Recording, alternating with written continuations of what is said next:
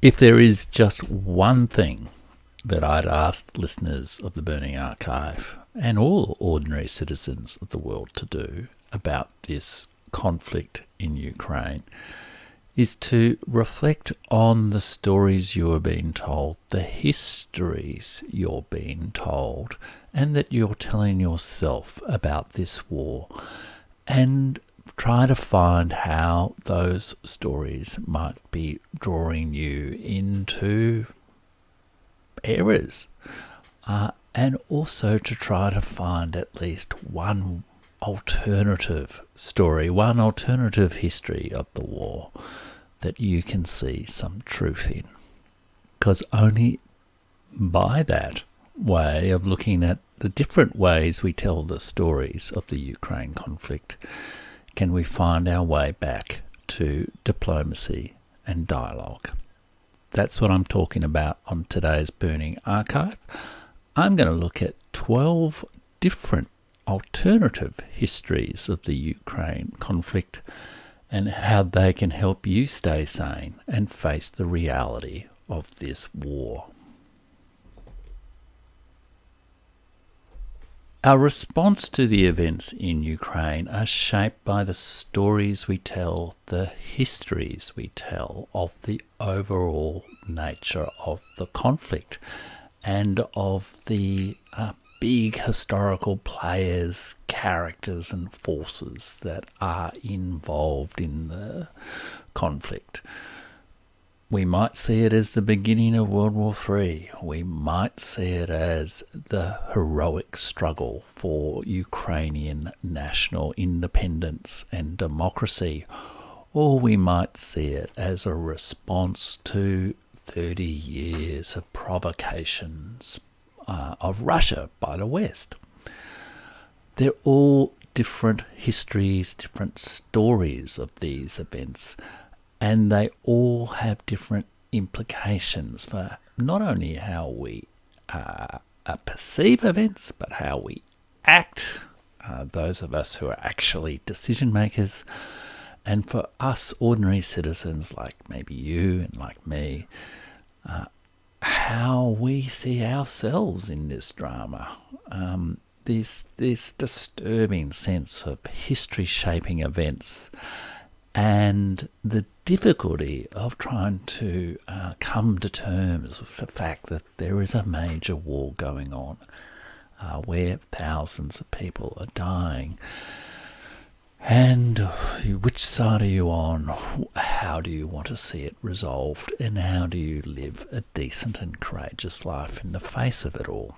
And the way that we tell that story, that we tell that history, we frame that history, really matters, not just for actions in the real world or the actions of decision makers, but it matters to us as individuals, both through our own sense of loyalties and affections to various participants in the war, as well as to our own mental health, really, I guess, in the sense of how do we cope with the stress and the anxiety, if you like, the vicarious trauma of this great conflict, and this sense that the world is changing dramatically right now.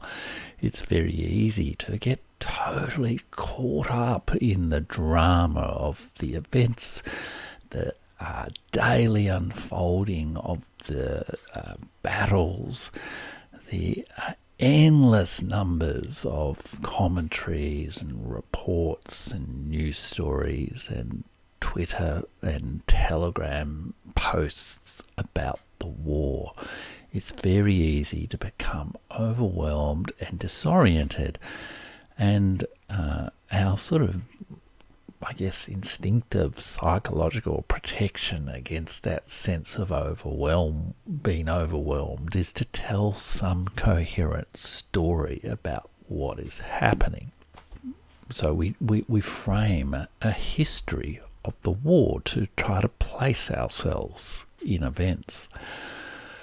But when we look at the news, when we look at the expert commentary on the events in Ukraine, we quickly see that there are lots of different interpretations, historical interpretations of events. Perhaps one of the more famous ones throughout the last year has been the debate over John Mearsheimer's comments that ultimately it is America that's responsible for the war because it spent 30 years breaching its promise not to expand NATO eastward. And despite all the warnings and the protests from Russia, it continued to do so. Hence, it is not a true story to say that this is an unprovoked war of aggression. That's just one example of the different, debates over the historical framing of this war. And most of the news that we read is soaked with historical myths, or perhaps more charitably, embedded assumptions about how events have developed in this way and how events are likely to unfold based on a major comparison with a different war, whether that's World War II or the Cold War or the War of 1812 or conflicts Ukraine has been involved in to seek its independence. And some of those myths have an element of truth. The thing about the stories, the narratives we tell about history is they are a form of truth-telling. They're not all just propaganda and lies. They contain an element of truth. And the difficulty for us as ordinary YouTube viewers and content creators, even people who studied history to postgraduate level like myself, we can't discern the detailed truth or otherwise of the many different historical claims. For example, I recently did a podcast episode about the different origin stories of Russia, Belarus and Ukraine based in Kiev and Rus, and the fact base to actually work that out is very small, and there are detailed arguments and very hard to adjudicate arguments between professional historians about, is Kiev and Rus really Ukrainian Rus, or what is the real significance of those early years between 800 and 1200 for the future development of the countries, the nations of Russia, Ukraine and Belarus. So we can't really determine the historical truth, but we're bombarded with these different interpretations of history. So how the hell do we work out and kind of stay sane about it, given the ways in which we're both intellectually and emotionally drawn into these stories and these myths about history as the events of the Ukraine war unfold. And I guess one of the key ones is the whole, is this the start of World War III? Have we passed another kind of Munich 1938 moment, and have we now entered into a World War III? And given the risks of catastrophic nuclear war with such a World War III, it's understandable that it's incredibly anxiety-provoking. And so people, one way or the other, want to try to work out what's the truth of these different stories. And it's hard to do that because even the names we give to wars reflect different histories of the war. In this conflict in Ukraine, there is no settled name for what this conflict in Ukraine actually is. Is it a special military operation, as the Russian government describes it, or at least initially described it? Is it the Russia-Ukraine War? Is it, as I prefer to call it, the Russia-Ukraine-NATO War? Is it the NATO-Russian War, and Ukraine is just the proxy and the theatre of operations? But it's not just this war where, names of wars reflect different historical interpretations of events, different myths and legends. It is, for example, World War One was initially called the Great War. I guess subsequently, when there was another World War, it became known as World War One. World War Two has recently been redescribed by the American historian Victor Davis Hanson as the World War, the Second World Wars, reflecting the fact that there were all these complex, nested, different conflicts going on. Japan, China, Japan, America, Russia, Germany, Russia, Britain, Germany, France, Germany, all the rest of it, that came together, apparently in a sense that there was, that Axis powers and Allied powers, but also reflecting very different natures of wars. And perhaps more relevantly to the Ukraine War, of course, World War II is known in Russia as the Great Fatherland War, sometimes translated as the Great Patriotic War, but as Mark B. Smith says in his book The Russia Anxiety, a more accurate translation is the Great Fatherland War, because it reflects the desire, the reality that it was a war to defend the fatherland against the extraordinary invasion launched by Germany in 1941. Before, one must add, America had even entered World War II. So wars get different names, and they reflect different interpretations of what happened in the events. But it's not just wars that there are these debates over the names and periodization, like, what do you describe a era or a time as? It's a common thing in history to have big debates over just what you call a period of time, or a major set of events, and by naming it, you're giving you're setting it in a story, giving it an historical interpretation. The classic, I guess, is the Middle Ages or the Dark Ages. The Middle Ages in itself is a kind of story, because it says this is a time that happened between, a previous era, the classical era, and the new age of modern times, of the Renaissance, of the rebirth, of the connection with the classical world, at least in the West. So there's many of these interpretations that all rest on these different fundamental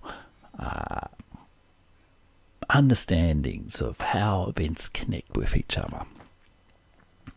So the labels that we would put on this war, whether we describe it as the Russia-Ukraine War, the Ukrainian War for Independence, the NATO-Russian War, reflect different historical interpretations.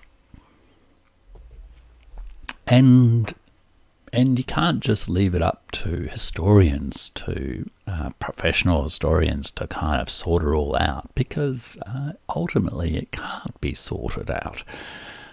All these different interpretations reflect different aspects of the complex reality of the past and of the present. And the different stories bring out some of those different aspects. So the antidote to the profusion of myths, propaganda, or narratives around the war and the history of the war is not to try to avoid narrative and story, because narrative and story is how we as humans with our psychology kind of make sense of the complex patterns of the world around us. It's how we orient ourselves in the flow of time. It's how we perceive our connections and relationships with our complex natural world and our complex social world. So we can't avoid the narratives, but what we can do is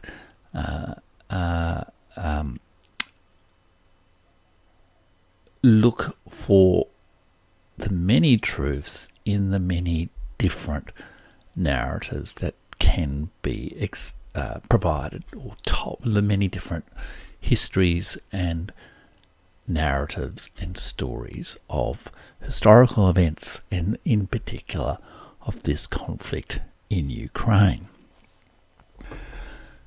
And the big problem that I see in so much of the mass media coverage of the Ukraine war is a reliance on one or two cliched narratives about history, about the events leading to this war, and the role of Russia, the black legend of Russian history, which means that the stories we tell of the war close minds rather than open minds. It reduces the prospect for dialogue and diplomacy.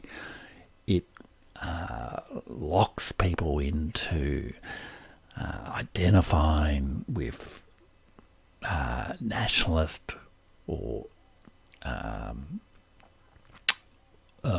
other project. The narrative you find in so much of the mainstream media tends to rely on a single model. It is, democracy versus autocracy. It's a replay of World War II. It is Putin as Hitler.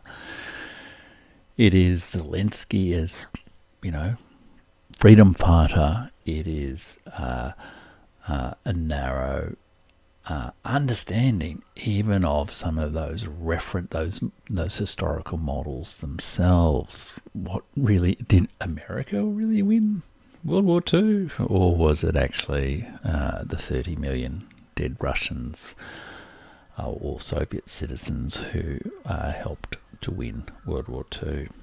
In trying to make sense of the Russia-Ukraine war, we don't only need to look at the day-to-day events as I have done, and given it tried to develop a coherent story about how things have evolved over time. We don't only need to look at the different dimensions of the war, the diplomatic, cultural, or information, military and economic conflicts of this war, and we also need to pay attention to some of the assumptions, the myths, the basic narrative structures of our storytelling about the war. And if we do that, we can become sensitive to how some of our preferences for telling the story of the war, whether we like to tell the story as a tragedy or as a comedy or as a satire, or our sort of biases, whether we are loyal to Ukraine or loyal to Russia or loyal to America or truly independent, we can become more sensitive to that. And we can also see how some stories about the event blind us to certain clear facts about the war. I guess the whole the narrative that it is an unprovoked act of aggression by Russia. The narrative that it is an unprovoked act of aggression by Russia is one example, I guess, of that blinds people to seeing the documented facts that, well, America did promise not to move NATO 1 inch eastwards 30 years ago, and it's breached that promise and constantly threatened Russia. And I guess similarly to coyly describe the war as a special military operation is perhaps blinds one to the damaging impact on Ukrainian society of the various missile attacks and so forth. And by becoming more sensitive to the different narrative framings of the war, we also listen out for the new stories. We don't get fixated on retelling the story of Hitler in a new incarnation of Putin. We don't get we don't keep retelling the story of appeasement and World War II, or our understanding of how World War II actually happened. We become more sensitive to the specific realities of this conflict, of these circumstances, these events, and what it demands of us as both decision makers, if indeed we are, or as communicators, if we're journalists reporting these events, or as ordinary citizens like you and me who are simply trying to orient ourselves in this distressing set of circumstances. And I guess this has actually been a constant theme of literature on war, that decision makers, propaganda efforts, poets and historians and storytellers of all times create a set of grand illusions about war and the nation and conflict that simply do not match the realities, the horror, the difficulty, the tragedy, the complex humanity of war on the ground. You see that in Tolstoy's War and Peace. You see that in all the great literature of World War One. The great film by Jean Renoir, The Grand Illusion, which shows these decision makers, these aristocratic European military officers caught in their outdated notions of their role in the world, and the discrepancy between that and the mass murder of trench warfare during World War One. You see that in so much of the literature about World War Two. Although there's been so much myth-making, particularly in Hollywood, about World War II, but you also see it in the movies, the literature, for example, about the Vietnam War, and to some degree the Iraq and Afghanistan wars. America marched in with certain preconceptions. Its soldiers found a different reality on the ground. You're starting to see in the coverage of the war now examples of this reality breaking through and contradicting some of the assumed narratives of the war. So, for example, recently there was an interview on CNN with a Ukrainian soldier who was a participant in the combat in Soledar near Bakhmut, which has just in the last day or two, or over the last week, been taken under control of the Russian military.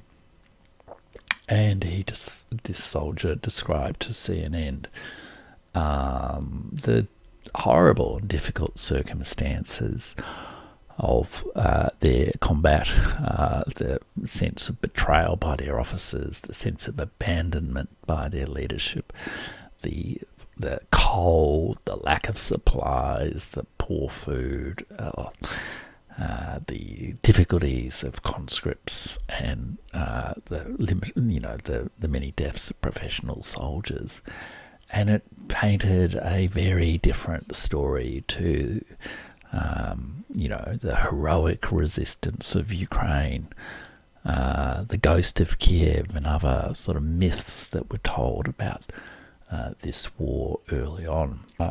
So much of the theme of war literature over decades, over centuries, has been how the reality of war breaks through ultimately to force people to adjust the grand narratives, the historical interpretations, the myths, the simplistic stories they might tell about the war to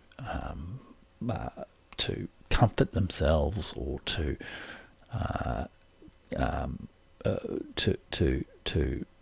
encourage loyalty and conformity in the population.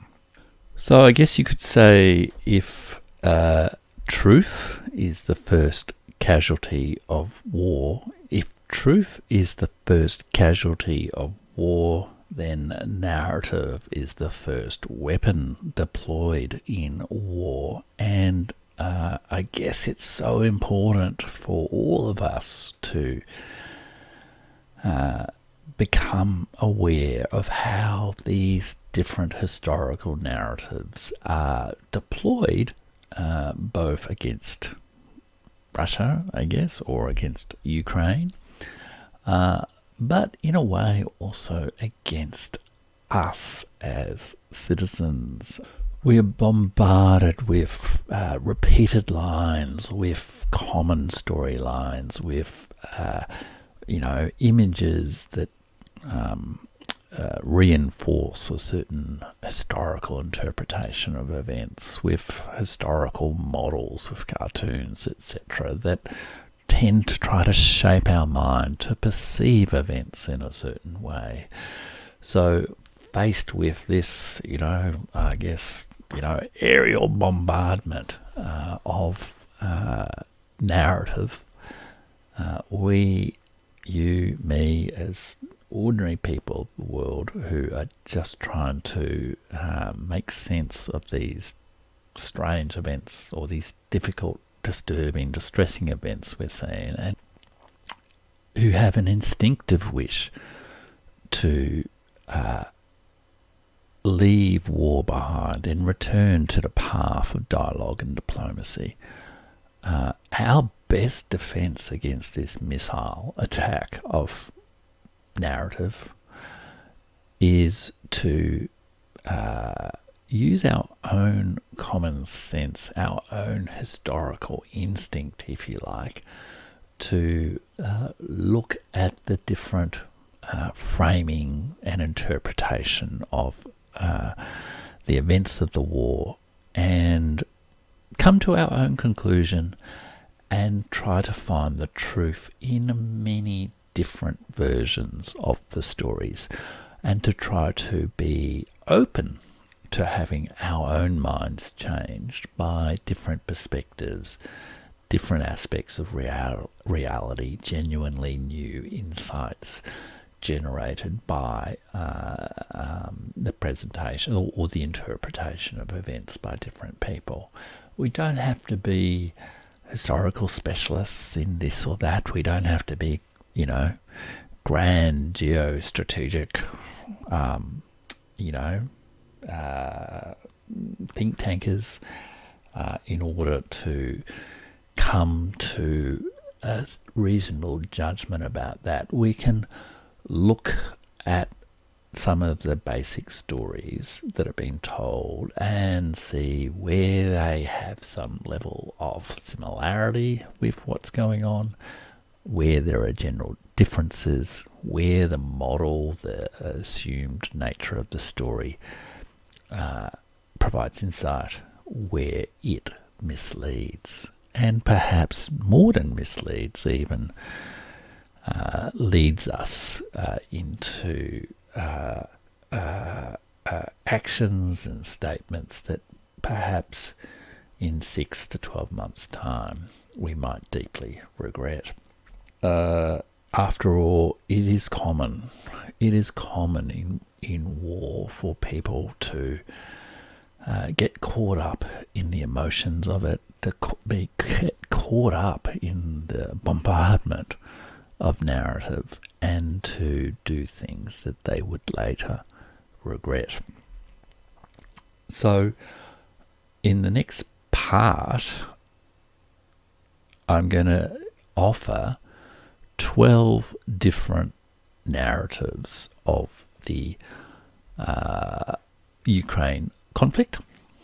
The first 6 are in the next video, and they're looking at some of the common storylines that have been told in the media today, common and some of the less common storylines from both, the Russian side and the NATO side, Ukrainian side. And then the second 6 are some other less common ones, and including 3 that I've come up as myself from my own reading of history, my own attempts to reframe these events around a different understanding of things. Just as, say, historians say, let's not talk about the Middle Ages anymore. Because there's an assumed story there. It doesn't really cohere as a single period.